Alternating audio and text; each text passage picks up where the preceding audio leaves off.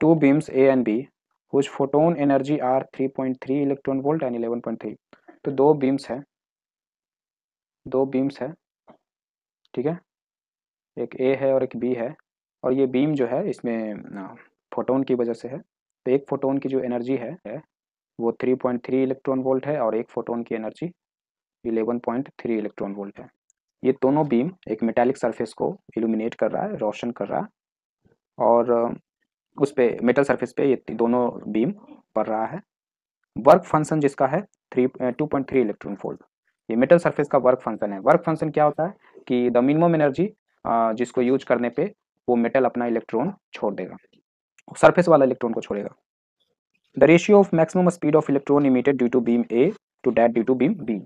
तो ये मेरा मेटालिक सरफेस है, ठीक है, और हम एक बीम ए यूज किए हैं, बीम ए। तो बीम ए की एक अपनी एनर्जी है जिसकी वजह से ये आएगा और इसमें से इस पे टकराएगा इस सरफेस पे, और इस सरफेस पे इलेक्ट्रॉन है बहुत सारे। सरफेस पे जैसे ही आएगा ये अपना एनर्जी इस इलेक्ट्रॉन को दे देगा, मतलब ये 3.3 इलेक्ट्रॉन वोल्ट ये इलेक्ट्रॉन में चला जाएगा। अब क्योंकि इस इलेक्ट्रॉन में एक एनर्जी आ गई है तो इसमें एक वाइब्रेशन होगी, एक काइनेटिक एनर्जी आ जाएगा, और जिस वजह से ये इस तरीके से वाइब्रेट करने लगेगा। पर there some other protons also जो इसको खींच के रखे हुए हैं कूलम फोर्स की मदद से या न्यूक्लियर फोर्स, इन सब फोर्स की वजह से ये इलेक्ट्रॉन इस मेटल में बंधा हुआ है, तो एनर्जी से मिल गया है, अब ये वाइब्रेट करने लगा है। अगर ये जो एनर्जी से मिला है, इतना एनर्जी मिल गया है, इतना इनफ मिल गया है कि ये जो ताकत ला के खींच रहा है उसको, उसके बावजूद ये बाहर निकल जाए, तब अगर उतना एनर्जी मिल जाता है तब ये बाहर इलेक्ट्रॉन निकल जाएगा। सो वो है वर्क फंक्शन, मतलब ये कहता है ये इलेक्ट्रॉन कि मैं जिस मेटल में हूँ, मुझे जो चारों ओर सब पकड़ के रखे हुए हैं उस हिसाब से आप मुझे इतना एनर्जी दोगे तब मैं बाहर निकलूंगा, ठीक है। कम से कम इतना देना पड़ेगा, इससे ज़्यादा दोगे तब तो अच्छी बात है, पर कम से कम इतना देना पड़ेगा। और ये भी बात किसके लिए सही है, वह इलेक्ट्रॉन के लिए जो एकदम सरफेस पे हो। ये वाले इलेक्ट्रॉन के लिए वो कहानी सही नहीं है, इसको थोड़ा इससे ज़्यादा एनर्जी देना पड़ेगा। नाउ ये जो फोटोन ए था उस वो तो 3.3 इलेक्ट्रॉन वोल्ट एनर्जी लेकर आ रहा है, और ये चाहता है कि आप मुझे 2.3 इलेक्ट्रॉन वोल्ट दो, तो हम तो इसे 3.3 दे रहे हैं। तो इस 3.3 में से 2.3 इलेक्ट्रॉन वोल्ट एनर्जी यूज करेगा बाहर आने के लिए, ओके, और फिर बचा हुआ 1 इलेक्ट्रॉन वोल्ट और है, तो वो उसका क्या करेगा, तो वो इस इलेक्ट्रॉन में ही रहेगा रिमेंड। और क्योंकि ये एनर्जी इस इलेक्ट्रॉन में बचा हुआ रहेगा तो उसके वजह से कुछ बिहेवियर शो करेगा, that behaviour will be kinetic energy.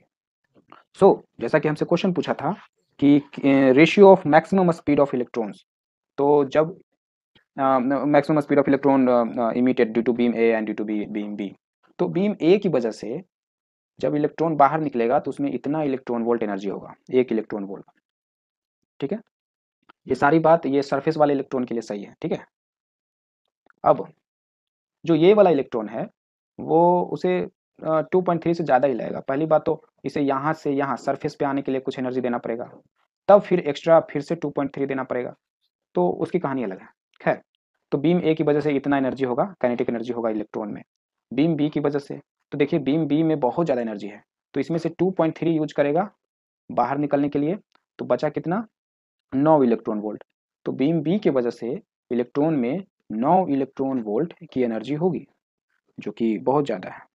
अच्छा, इसमें से हमें रेशियो पूछा है तो 1:9 हो जाएगा ना, पर ये 1:9 तो काइनेटिक एनर्जी का रेशियो है। हमसे मैक्सिमम स्पीड मतलब ये मैक्सिमम काइनेटिक एनर्जी ही है ना। कैसे मैक्सिमम काइनेटिक एनर्जी है, तो यहाँ पे जो इलेक्ट्रॉन है वो यहाँ पे सरफेस पे आता है, ठीक है, ठीक।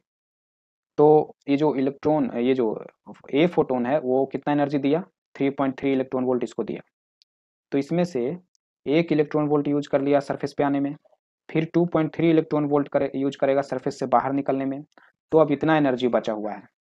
और जो इलेक्ट्रॉन सरफेस पे था उसको कितना एनर्जी बचा हुआ है, उसको उसको कितना एनर्जी बचा हुआ रहता है, तो 3.3 दिए और 2.3 यूज किया, तो ये ज़्यादा है ना कंपेयर टू दिस। तो जो सरफेस वाला इलेक्ट्रॉन होगा वो ज़्यादा एनर्जी से बाहर निकलेगा, तो इसलिए वो एनर्जी को मैक्सिमम एनर्जी कहेंगे। तो ये जो मेरा 1 इलेक्ट्रॉन वोल्ट बचा हुआ एनर्जी ए फोटोन की वजह से मैक्सिमम एनर्जी है, मैक्सिमम काइनेटिक एनर्जी है।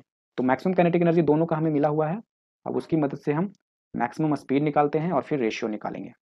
तो काइनेटिक एनर्जी तो half M V square by half M V square, ये ए की वजह से एनर्जी आया था, तो यहाँ ए लिख देते हैं, यहाँ बी लिख देते हैं। तो हाफ हाफ कटा, दोनों का इलेक्ट्रॉन है तो मास मास कटेगा, तो यहाँ से हमें B A square by V B square मिला। और ये क्या था, एनर्जी का रेशियो था ना, तो वो तो हमें मालूम है, तो 1/9। तो यहाँ से हम स्क्वायर हटाएंगे तो V A by V B मिलेगा अंडर रूट 1/9 मतलब 1/3। तो आंसर हो जाएगा ऑप्शन सी।